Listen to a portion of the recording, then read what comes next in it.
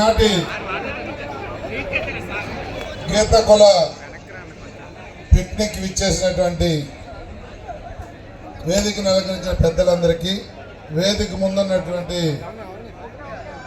సోదరి వాళ్ళందరికీ కూడా నా ఉదయపూర్వక నమస్కారాలు.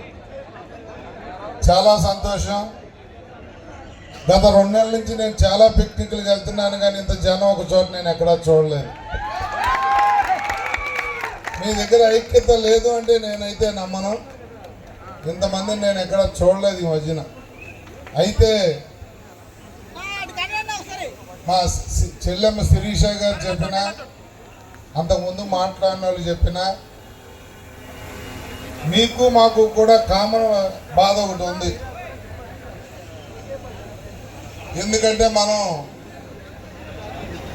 ఇలాంటప్పుడు కలవటం కాకుండా ఏదైతే మీరు ప్రాంతాల వారీగా శ్రీకాకుళం ఉత్తరాంధ్రలో మీరు శ్రేణి గాను, శ్రీశైని గాను, రాయలసీమలో ఈడికి గాను, కృష్ణా గుంటూరు ఆ ఏరియాలో గౌడ్ గాను, అలాగే ఈస్ట్ వెస్ట్లో సెట్టిబలిసి గాను, మన వైజాగ్ ఈ ప్రాంతంలో యాత్రగాను పిలువబడతా ఉన్నారు.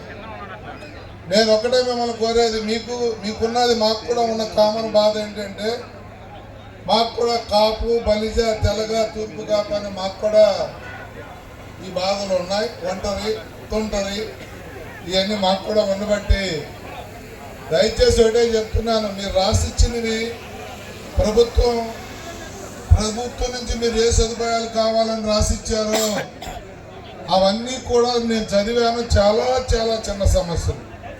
ఎందుకంటే మీ నెంబర్ అలాంటిది.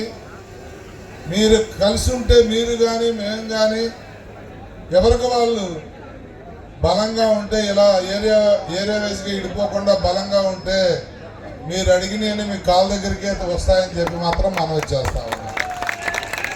దయచేసి ఇక్కడున్న కుల పెద్దలందరికీ నా విజ్ఞప్తి ఏంటంటే, మనం పిక్నిక్ల్లో మాట్లాడుకుని వదిలేకుండా అన్ని ఏరియాల్లో కూడా మీరు పెద్దలందరూ కలిసి మీటింగ్ పెట్టుకుని మీ దగ్గరున్న ఈ 5 ప్రాంతాలని కూడా ఒక గొడుగు కింద తెచ్చినట్టయితే సమస్యలు ఆటోమేటిక్గా వాటికవే తీరుతాయి.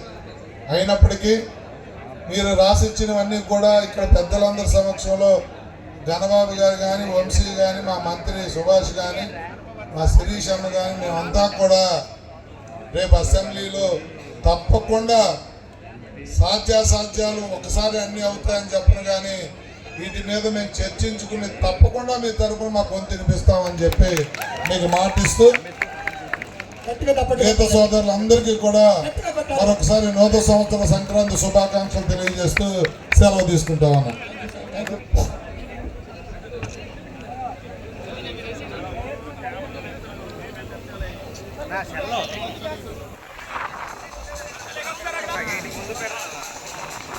సత్యబాబు గారు శక్తిబలి